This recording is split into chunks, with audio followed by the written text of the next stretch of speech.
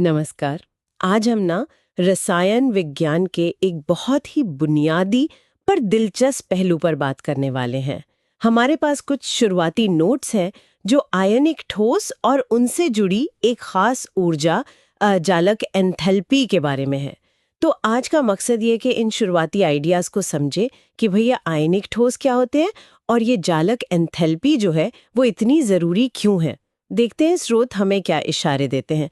तो फिर चलिए शुरू करते हैं। सबसे पहला सवाल तो यही है कि ये आयनिक ठोस हैं क्या आखिर। सामग्री में लिखा है कि इनमें धनायन और ऋणायन होते हैं। हाँ, बिल्कुल। धनायन मतलब जिन पर पॉजिटिव चार्ज हो और ऋणायन जिन पर नेगेटिव चार्ज। जैसे हम सब जानते हैं, नमक में सोडियम आयन Na+ वो धनायन है और क्लोराइड आयन Cl- वो ऋणायन। पर सिर्फ आयनों का होना ही काफी नहीं है। जैसा कि एक स्रोत इशारा करता है, इन अलग अलग चार्ज वाले आयनों के बीच ना एक बहुत मजबूत खिंचाव होता है, एक स्थिर वैद्युत आकर्षण बल। इसे ही हम आयनिक बंधन कहते हैं। अच्छा, तो ये पॉजिटिव और नेगेटिव चार्ज वाले आयंस एक दूसरे को खींचते हैं और यही खिंचाव इनको इनको बांध के रखता है। पर क्या ये बस ऐसे ही मतलब रैंडम तरीके से जुड़े होते हैं या कोई खास अरेंजमेंट होता है इनका? ये बहुत अच्छा सवाल पूछा। नहीं, ये बेतरतीब बिल्कुल नहीं होते। असल में ये आयन एक बहुत ही मुनज़्ज़म, मतलब एक 3 डायमेंशनल पैटर्न में सजे होते हैं। इसे हम क्रिस्टल जालक कहते हैं।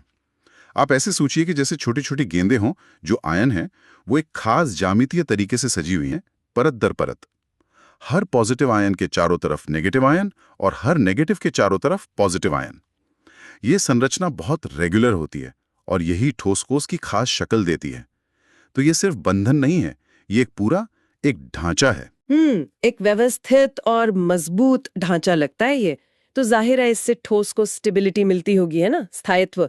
क्या इसी वजह से आयनिक ठोस अक्सर काफी कठोर होते हैं और उनका गलनांक मतलब मेल्टिंग पॉइंट भी ऊंचा होता है? यहीं पर दूसरा स्रोत जालक एंथैल्पी की बात करता है। लगता है ये स्थायित्व को मापने का कोई तरीका है। हाँ, आप बिल्कुल सही दिशा में सोच रही हैं। इन ठोसों का स्थायित्व मतलब वो कितनी आसानी से टूटते नहीं या पिघलते नहीं, वो सीधे सीधे इसी जालक एंथैल्पी से जुड़ा हुआ है।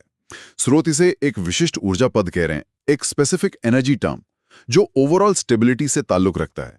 ये सिर्फ आयनों की जमावट की बात नहीं है, बल्कि उस जमावट को बनाए रखने में कितनी ऊर्जा शामिल है, ये उसकी माप है।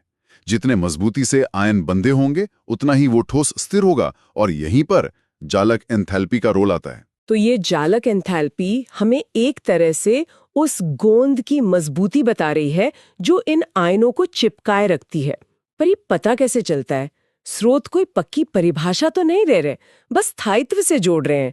इसे नापते कैसे हैं या इसका मतलब क्या है ऊर्जा के हिसाब से? हाँ, ये बात सही है कि शुरुआती स्रोत पूरी परिभाषा नहीं देते, पर स्रोत 3 और 4 एक बहुत जरूरी इशारा करते हैं। वो हमें उकसाते हैं कि हम एनर्जी चेंज, ऊर्जा परिवर्तन के नजरिए से सोचें। और खास तौर पर वो ये सुझाव देते हैं कि हम ये सोचें कि अगर हमें ठोस कंपाउंड को वापस उसके असली हिस्सों में, यानी उसके आयनों में तोड़ना हो, तो क्या होगा। ओह, ये तो सोचने का उल्टा तरीका हो गया। हम तो अक्सर सोचते हैं कि आयन मिलकर ठोस कैसे बनाते हैं, पर यहाँ कहा जा रहा है कि ठोस को वापस उसके आयनों में तोड़ने के लिए जो ऊर्जा लगती है उसके बारे में सोचो। ये वाकई में एक दिलचस्प पॉइंट है। मतलब हम बनने के बजाय टूटने पर फोकस कर रहे हैं, विघटन पर।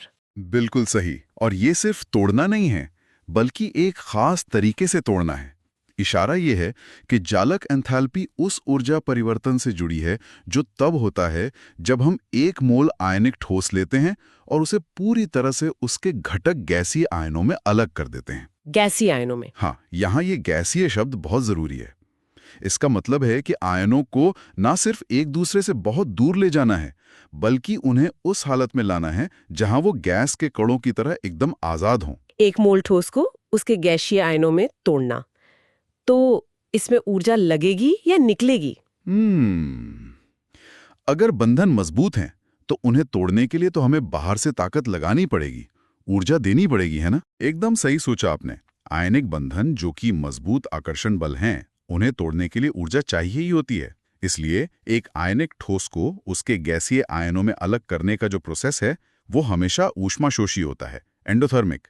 मतलब इसमें ऊर्जा सोखी जाती है, एब्जॉर्ब होती है। जालक एंथैल्पी का मान इसी सोखी हुई ऊर्जा को दिखाता है और कन्वेंशनली इसे पॉजिटिव वैल्यू दी जाती है।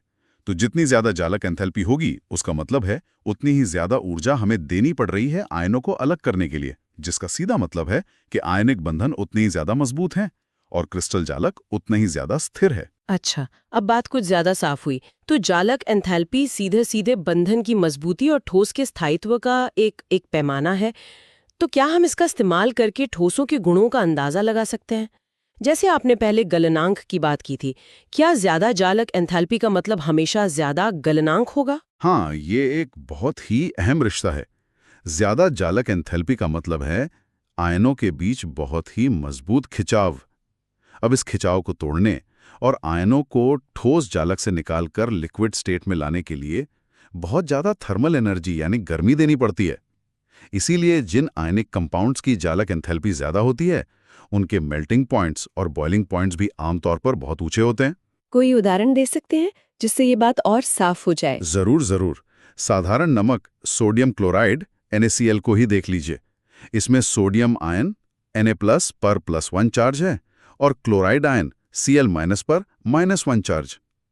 इसका गलनांक करीब 801 डिग्री सेल्सियस है, जो काफी ऊंचा है ना? हाँ, काफी ऊंचा है। लेकिन अगर हम मैग्नीशियम ऑक्साइड को देखें तो इसमें मैग्नीशियम आयन Mg2+ पर +2 चार्ज है और ऑक्साइड आयन O2- पर -2 चार्ज है। अब आयनों पर चार्ज दुगना हो गया। इस वजह से उनके बीच का खिंचाव बहुत बहुत ज्यादा शक्तिशाली होता है।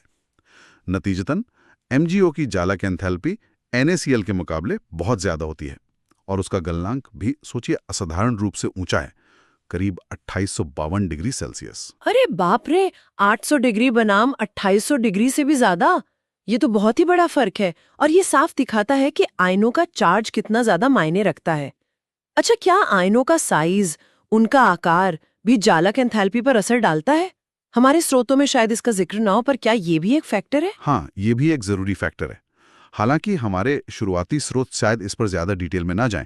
एक जनरल रूल ये है कि आयनों का आकार जितना छोटा होता है ना, उनके बीच की दूरी उतनी ही कम होती है।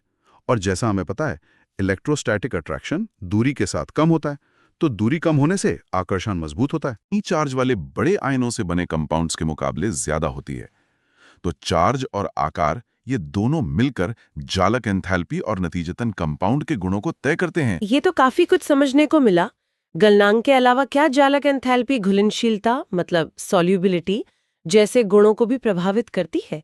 जैसे क्या ज्यादा जालक एंथैल्पी वाले कंपाउंड पानी में कम घुलते हैं क्योंकि उनके आयनों को अलग करना मुश्किल होता है? क्या ऐसा सोच सकते हैं? घुलनशीलता का मामला ना थोड़ा और पेचीदा है, लेकिन हाँ, जालक एंथैल्पी इसमें भी एक अहम रोल निभाती है। आपका सोचना सही है कि जालक को तोड़ने के लिए ऊर्जा चाहिए, जो जालक एंथैल्पी है। लेकिन एक और चीज होती है, जब आयन पानी में घुलते हैं तो पानी के मॉलिक्यूल्स उन्हें चारों तरफ से घेर लेते हैं और इस प्रोसेस में ऊर्जा निकलती है, जिसे जलयोजन एंथैल्पी या हाइड्रेशन एंथैल्पी कहते हैं। अच्छा, एक ऊर्जा लगती है तोड़ने में और एक निकलती है घुलने में। बिल्कुल। तो कोई आयनिक ठोस पानी में घुलेगा या नहीं, ये इस बात पर निर्भर करता है कि जालक को तोड़ने के लिए जरूरी ऊर्जा Le और आयनों के पानी में घुलकर निकलने वाली ऊर्जा हाइड्रेशन एंथैल्पी के बीच बैलेंस कैसा है। मतलब ये एक तरह की ऊर्जा की खींचतान चल रही है। अगर पानी में घुलने से निकलने वाली ऊर्जा जालक को तोड़ने वाली ऊर्जा की भरपाई कर दे तो कंपाउंड घुल जाएगा। बिल्कुल सही कहा। अगर हाइड्रेशन एंथैल्पी का मान जालक एंथैल्पी के मान से ज्यादा या उसके आसपास होता है, मतलब अगर ओवरऑल प्रोसेस एनर्जी के लिहाज से फेवर में है, तो कंपाउंड घुलनशील होता है। अगर जालक एंथैल्पी बहुत ज्यादा है और हाइड्रेशन एंथैल्पी उसकी भरपाई नहीं कर पा रही, तो कंपाउंड अघुलनशील मतलब इनसॉल्युबल या कम घुलनशील होता है।